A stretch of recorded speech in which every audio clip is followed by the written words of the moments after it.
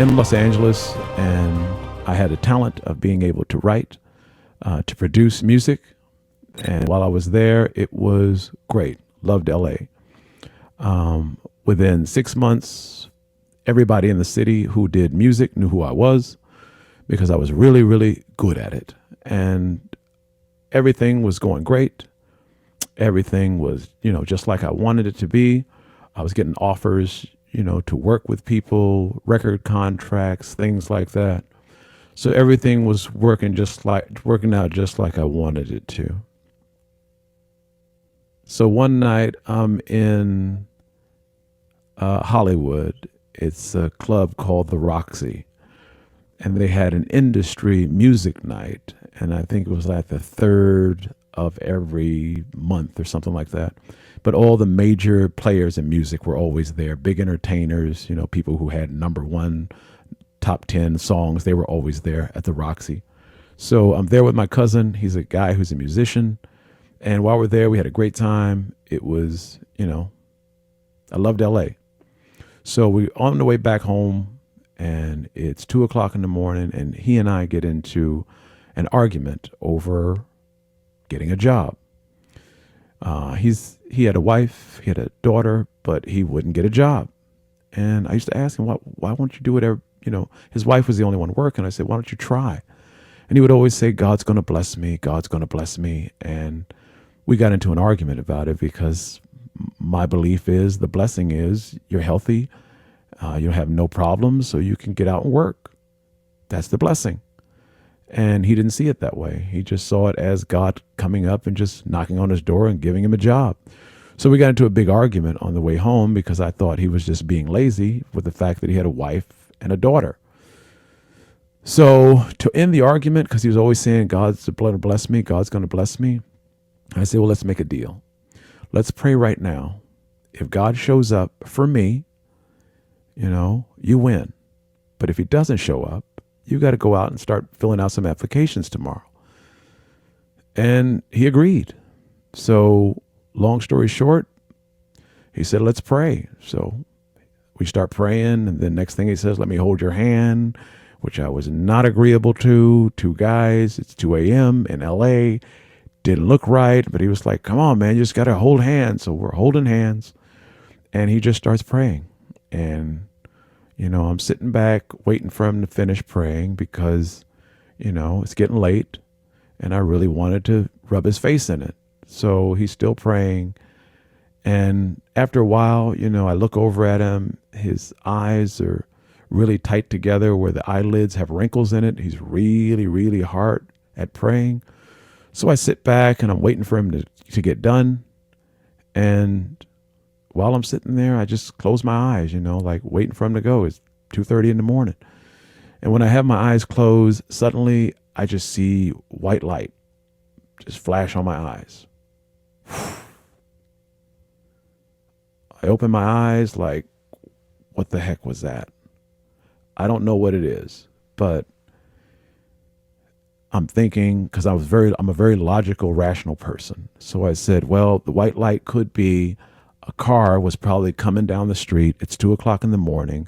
It turned the corner. Its headlight shone into the car, and that's what I saw. So after I gave myself that logical understanding, I was okay. So I sat back. I'm still waiting on him to finish because I really want him to hurry up so I could rub his face in it. And while he's still praying, I'm sitting there, I'm relaxing. Next thing I hear is a strange noise. And it felt like something entered into my body, and it was strange.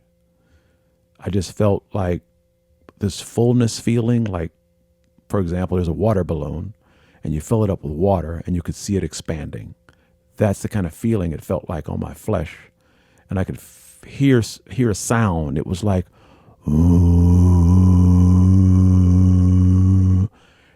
but it had a vibration. So my skin is vibrating while I'm hearing this sound, and I feel this fullness of my flesh expanding, and I didn't know what it was, but it really freaked me out. So I yanked my hand from his while he was still praying. I get out of the car. My eyes are just wide open. he gets out after me, and he's angry because he thinks I'm playing with him and playing a game. I don't want to tell him that I felt something because that means he's right, and I don't want him to be right, so I didn't say anything. And he's saying under his breath, see, that's what I'm talking about, playing around, I knew you weren't serious. I knew you weren't serious. And while he's saying that, I am freaking out inside because I felt something. I don't know what it was.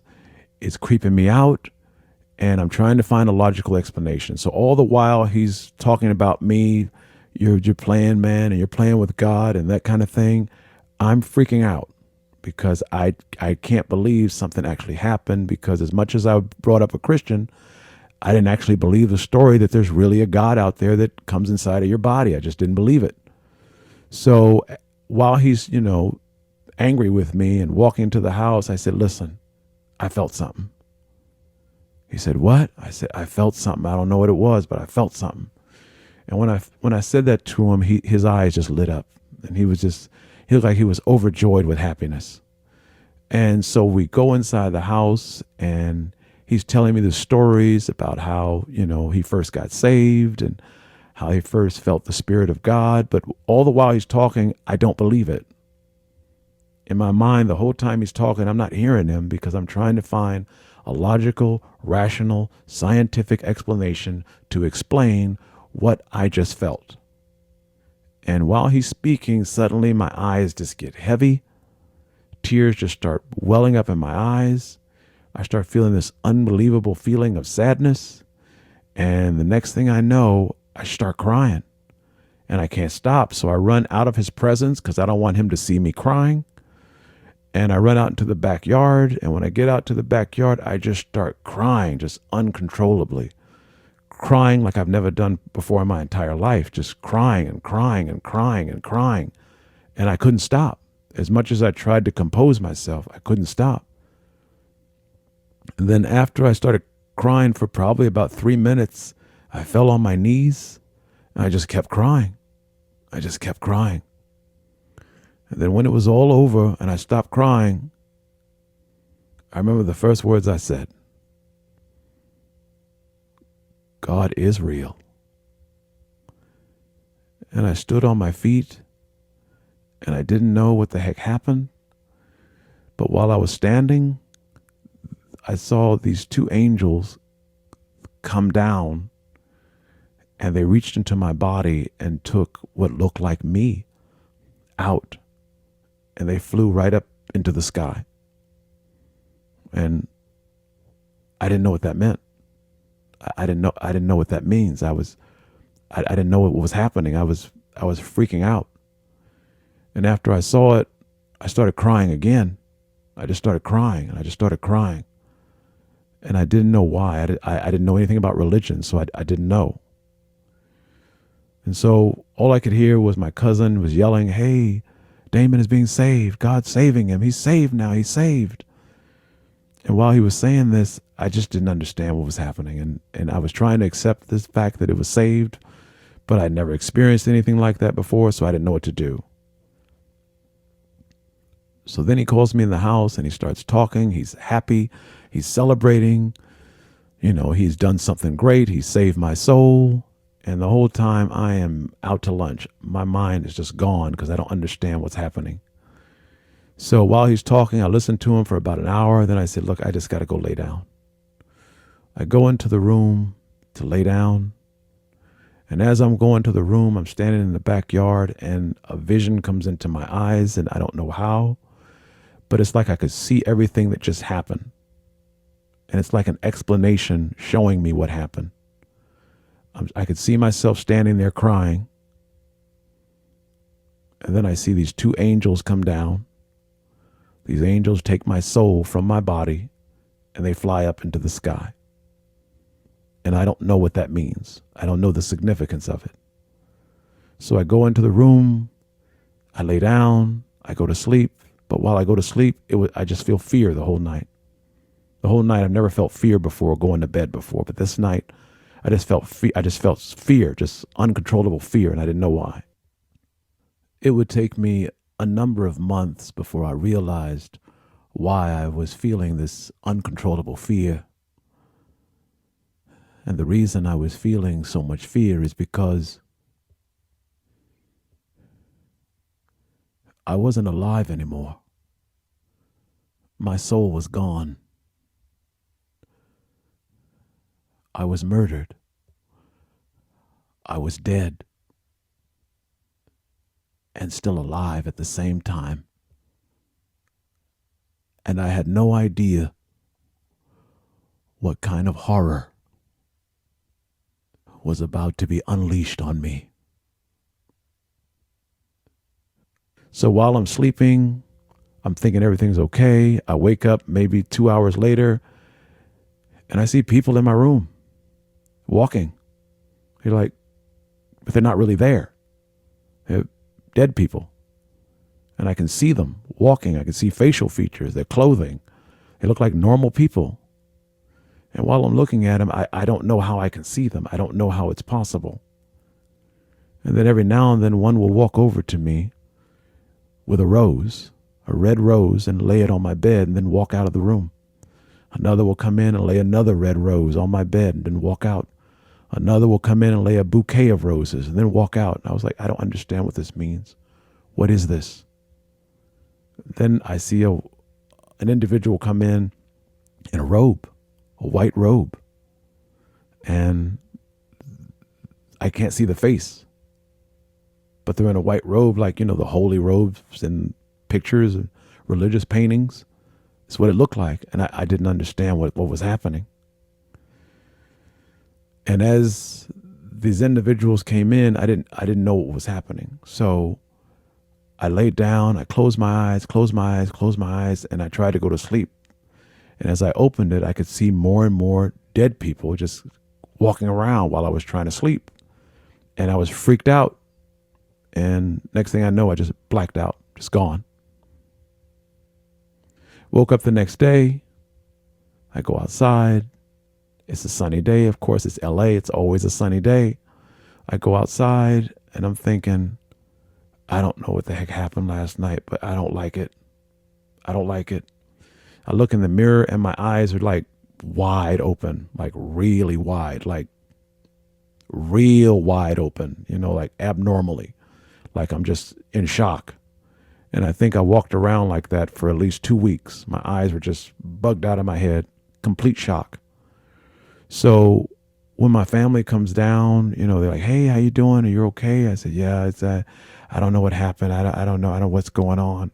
So the difference is this time when I'm standing outside, I can see dead people walking. I see dead people everywhere. I look up in the sky and I see these bluish, whitish silhouettes of humans, but they're standing all over the sky. They're all over rooftops. They're on wires, where birds sit on the telephone wires, where the birds used to sit back in the day. You would just see these humanoid silhouettes of people everywhere. And I was like, what's happening? What am I seeing? So I'm trying to find out from my cousin what this is. He doesn't know what I'm talking about. He's been a religious person for 25 years, and everything I'm telling him, he doesn't have any idea what I'm talking about. He says, I don't know what your experience is. I haven't experienced anything like that. So I'm freaked out. So I'm asking him, what do I do? He tells me to go to church, find out about the Lord. So I start going to church. 4 days a week. And I was going to church 4 days a week. I started going to everybody's church. Didn't matter, Methodist, Pentecostal, Baptist. It didn't matter. Catholic. I went to every church just to find out, what is God? What is it? So I did this for probably a month. Maybe I was actually about 26 days. And after the 26th day, I realized everybody had a different view of the same word of God. For example, I'd hear the book of John, and every pastor, every minister, every priest had a different story to tell about the exact same book. And I didn't understand, if it's the word of God, it should be uniform. Everybody should have the exact same explanation. But my cousin told me everybody has a different spirit, so you see something different. And I didn't know whether to believe that. So I started reading the Bible for myself. So right around, this happened August 4th, 1993. So right around September 20th, September 15th, somewhere around there, I read the Bible for myself. And I read page 1 to page 2218. Those are the pages in my Bible. Page 1, page 2218. So I read the whole book, cover to cover. And when I got done reading it, the first words that came out of my mouth when I closed it was, "There's a God higher than what we know." I was amazed. After I read the Bible, that's what I learned.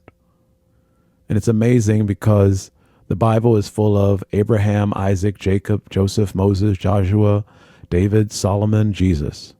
And yet, when I read the whole thing, the thing I realized was, there's a God higher than what we know. And when I made that understanding, I didn't understand how I knew that just from reading it. So I went back and I opened the Bible and I started reading it again, chapter by chapter. But the second time I read it, it was like I was grading a fourth grader's paper. With each chapter, I would read it. No, this shouldn't go here. This shouldn't be this. That's not the answer to this. So as I went through the whole book, that's the way I read it. This should be over here. This should be that. No, this shouldn't go here. And then I got to the book of Revelation, which is, a book that I didn't know that everybody didn't understand. I didn't know that because I didn't know anything about religion. So when I got to Revelation, I just started organizing. This shouldn't be here. This book should be over here. This should be this. No, this shouldn't go here. This is too much from Daniel. This is too much from Jesus. Take this and move this over. Now it makes sense. When I had reorganized the entire book and it made complete sense, then I closed it. And then I felt like I understood God.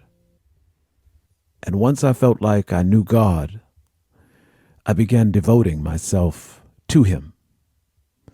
And that created a problem, but I wouldn't know that until later because I devoted myself to him in the way I thought I should to be accepted to God. So the Bible tells you, to fast and pray for God. So the one thing that you learn about religion is the Hebrew standard is very different from our standard today.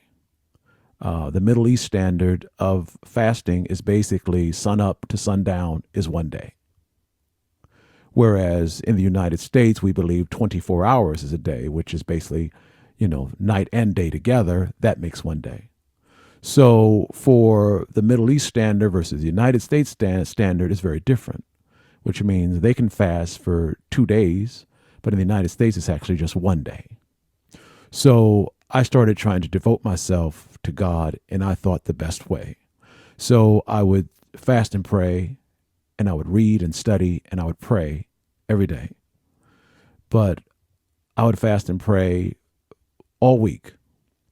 So in fasting and praying, you don't have to eat. You can't eat anything, but you can still drink. So I tried to make myself more worthy to God, so I didn't eat or drink. So for the first day, I wouldn't eat or drink anything. I would just meditate, pray, and read. Second day, I wouldn't eat or drink anything, meditate, pray, and that's it. So the third day, I would do the same thing. Fourth day, fifth day, sixth day. I wouldn't eat or drink anything for 7 days straight, eat or drink. And then on the eighth day, I would eat like a normal day.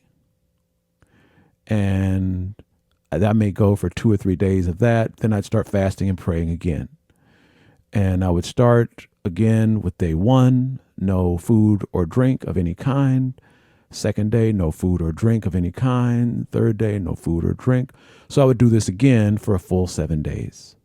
So I started doing this for at least 3 times a month for the next 2 months. And during this time, I would never let anyone know that I was fasting and praying. So sometimes I wouldn't eat or drink anything for 4 days straight. And my cousin would say, "Hey, let's go play some basketball."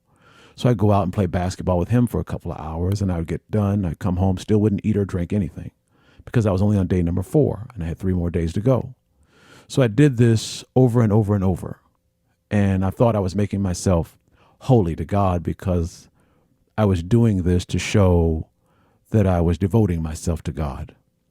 So upon this, I started creating other things. I started creating sacraments that I thought would be holy to God. I started creating all these different things during the same time.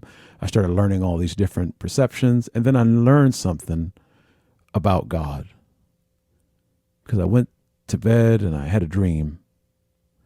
And in the dream, I saw myself walking. And then I had my own face, but I had the body of a camel. And I didn't understand what that meant. But what it meant was those in the afterlife, what we call angels, thought it was not normal for a man to be able to go this number of days without water and be able to do these things without water. And so I began developing a different point of view of the afterlife and what we call angels, because this showing me as a camel really sounds like they're making fun of me. It's not sounding like, we're acknowledging your devotion. It sounds like ridicule.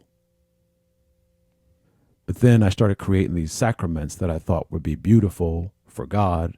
And I'm not supposed to mention them because there's sacraments that you can create in the world that actually make you more powerful.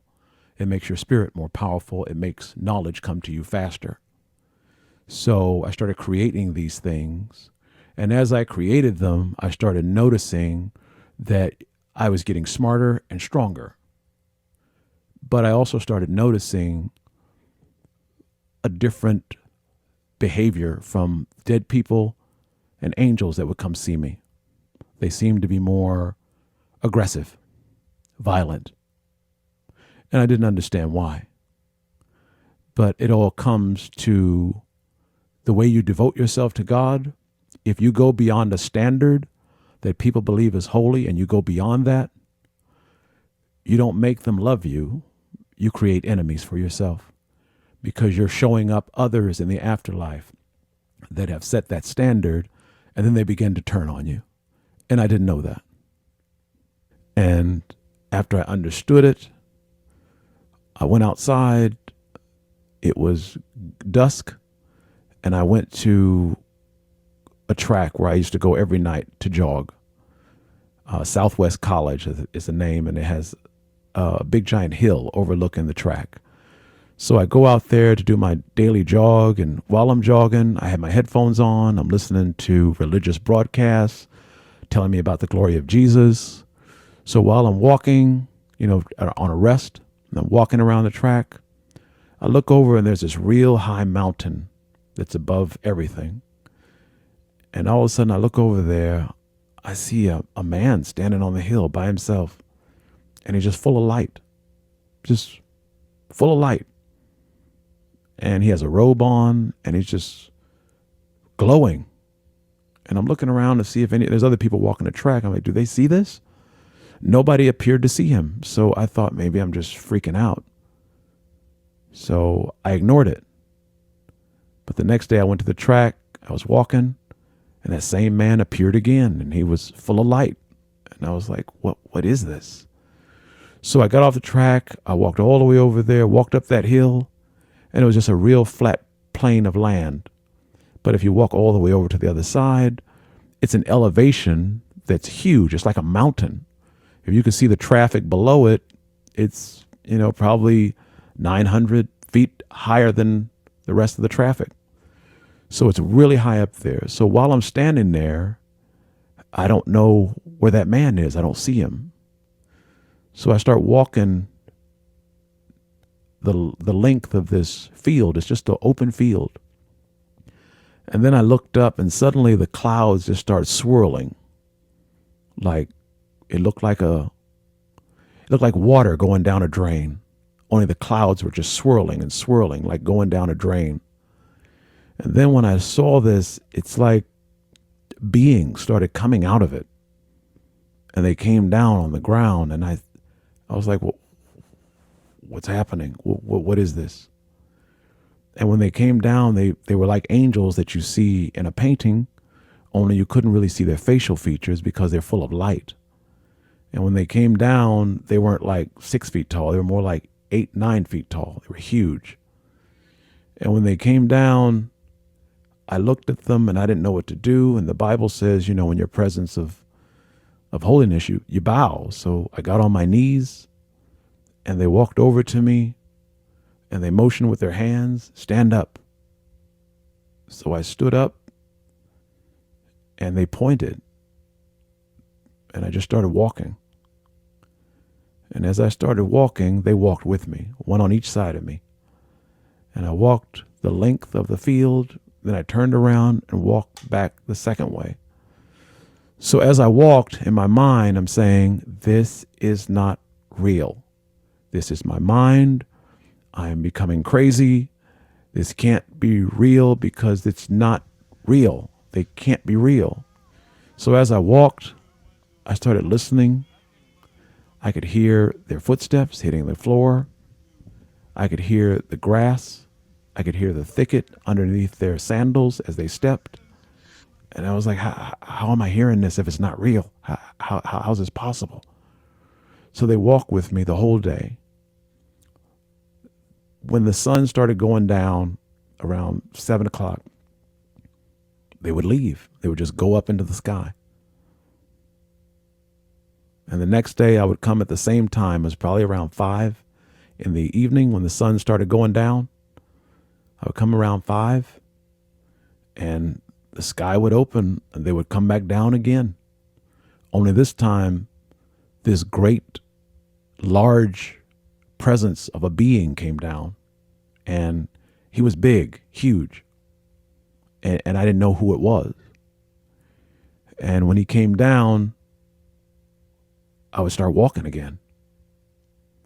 And I would walk with this great being for the whole 5 to 7 o'clock. And then when the sun went down, he would go up in the sky.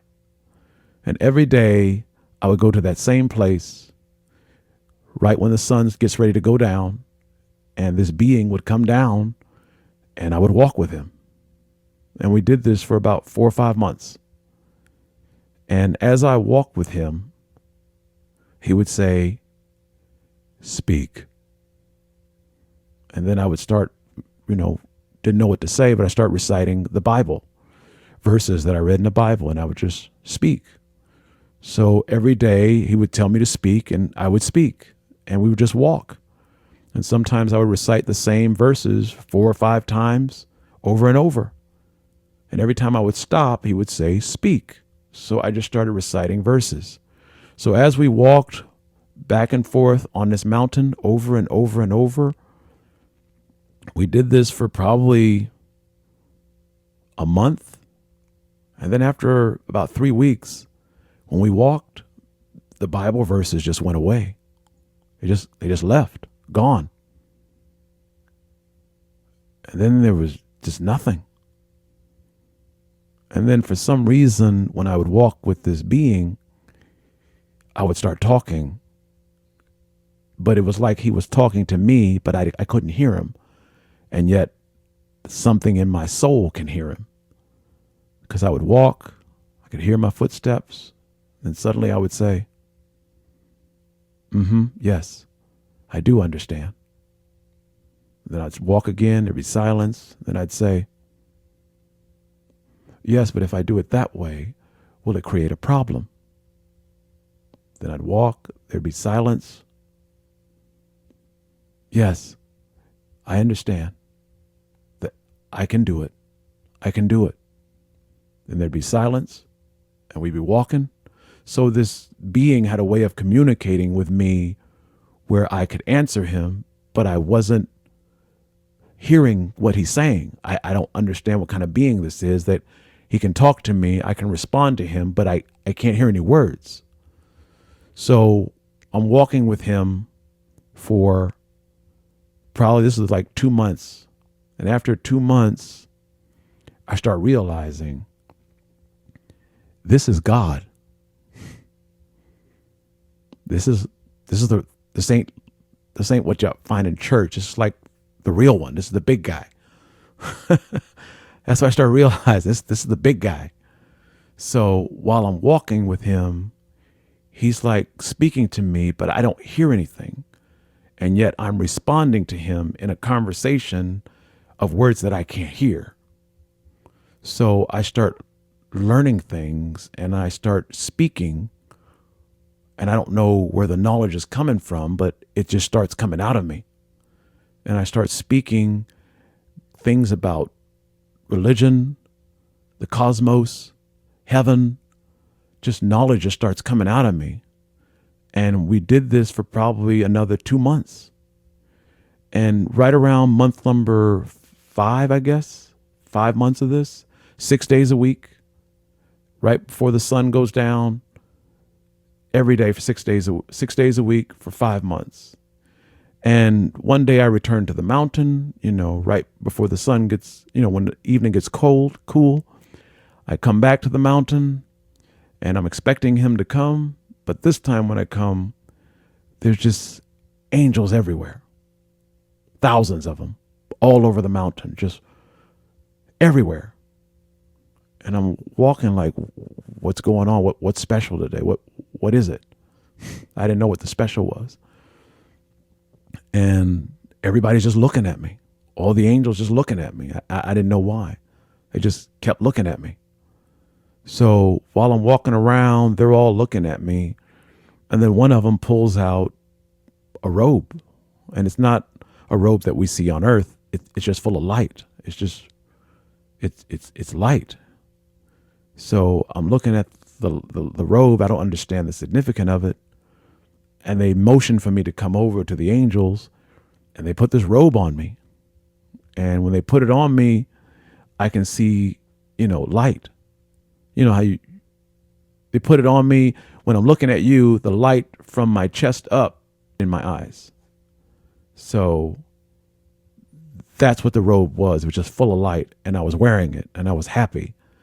And I couldn't believe that I had a robe that they wear, and I was really happy. But the problem was when I put the robe on, they told me to speak. And I just started walking and talking. And the one thing that I learned was they were not all happy for me. They said, if he speaks, he will take the servants. We cannot let him speak. And I didn't understand what that meant. I didn't get it. So on that day, everything changed. It was like when all the angels got to see me, everything changed. So when I left that day and I was happy, one of the angels came to me and said, why don't you tell your family what you've been experiencing for the last 5 months? Tell everybody you're in the presence of God. Tell them what you see. So I went home and I told everybody what I saw. Within 2 hours, I was in a mental institution. And when they locked me up in a mental institution, I saw all the angels laughing, dancing, celebrating. I didn't understand it. And they pumped me so full of drugs that I passed out. And when I woke up, I could see all the angels. They were literally like they were partying, just dancing, celebrating. And I was saying, well, I don't understand what happened. They said, you're crazy now. You can never be king. I said, who wanted to be king? They said, you were supposed to be. We destroyed you. And they celebrated and they laughed and they danced. And I still didn't understand what that meant. When I got out of the mental institution, everybody said, you're crazy. God doesn't operate like that. God doesn't meet you and walk with you. That's not real. And I said, maybe you're right. So I left and went walking. And then suddenly one of the angels came to me and said, I want to give you something. And I said, what is it? They said, you'll know. And as I walked, I could still see everybody. I could still see dead people. I could still see angels. I could literally see everything in the afterlife. And I found out the afterlife is exactly like our lives. There's no difference. It's the exact same thing as our life. It's the exact same world. And the more I started seeing the afterlife, the more I could see how they interact with our world. All of us serve the afterlife, and we don't even know it. Every last one of us serves the afterlife. We, the living, are basically servants to the afterlife, and we don't know it. And the one thing that you'll learn about the afterlife is everything that we've been taught of the afterlife is untrue. Don't get me wrong. We teach about demons, beings that are evil, that kill you and all that kind of stuff. You have no idea what a demon is. Everything that we've been taught is wrong. In the afterlife, there are demons, but they're not gray. They don't have bat wings. They don't have sawed-off teeth. None of that's true. None of it is. And the most devastating thing you'll find out about a demon, though, they still do evil. They still do kill people. They do nothing but evil to people. And here's the thing that's the most devastating about it. Demons do exist, but they're not gray and, sawed off teeth and horns and all that stuff. And demons actually have names. You know what their names are? James, Michelle, Jason, Deborah, Michael, Roger. Demons are those people who lived with us that, I don't know if you've ever had a guy in your neighborhood who was always beating up people, always robbing people, always just ruining people's lives, and that guy ends up getting shot or murdered. That guy does the exact same thing when he's dead. Only he does it to the living. That's who demons are. It's those same people that we knew who were the violent criminals, the violent offenders who end up getting shot or murdered or killed. When they're dead, they do the exact same thing, but they do it to the living, and the living can't see them. The dead uses all of us to do everything. And one of the reasons, believe it or not, they use us the most is religion. The dead can talk to us through our religious beliefs. The dead can't drive a car, and yet they have legs and they need to move. The dead can't do anything that we can do. They can't turn on our TV. They can't drive our cars. They can't open our doors, but they can get you to do it. And that's what they use us for. In the afterlife, they still want the same things we want to do. They like going places. They still like to eat. They still like all the things that we like to do. The only difference is they operate in a different structure of time. And the one thing that you'll learn about what people call crazy is the most important thing you'll ever understand in the world. And if you ever know anyone, you'll find that this is the most valuable knowledge you'll ever have. So listen to this. When I saw God and I walked with God and I could see all these things, the world calls this insanity. They call it crazy. And this really is a judgment against our world.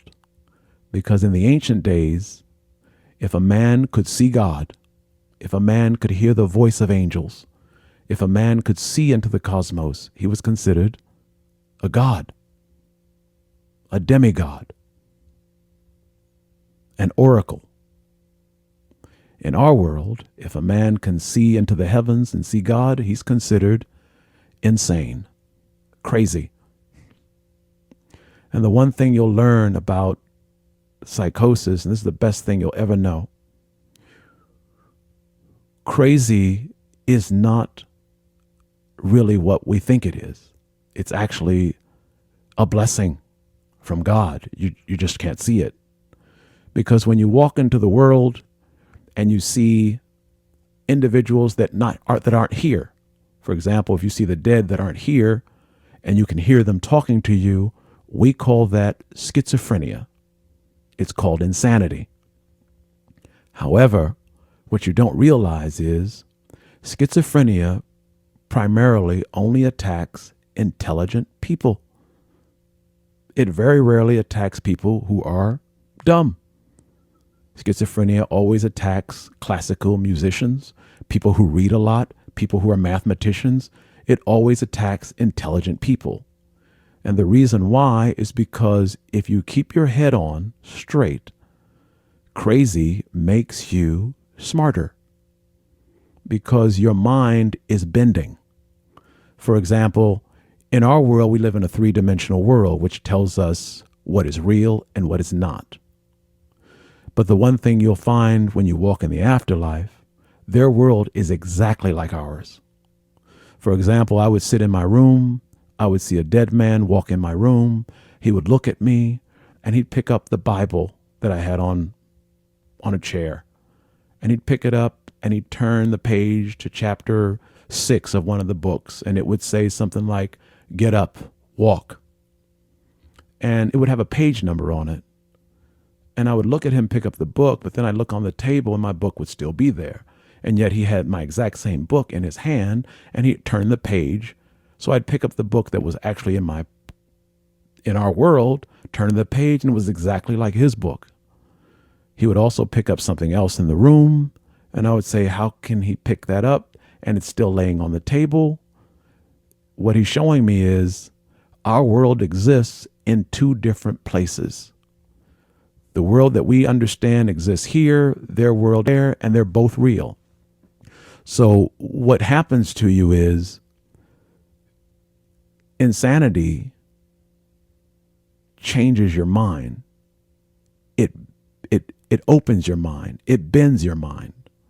Because what you start learning is that when you're walking and you see people who aren't there, and yet you know they exist, when you hear people talking and you know they're not there and you hear them, when you see people interacting with all the inanimate objects around us and they still can move them,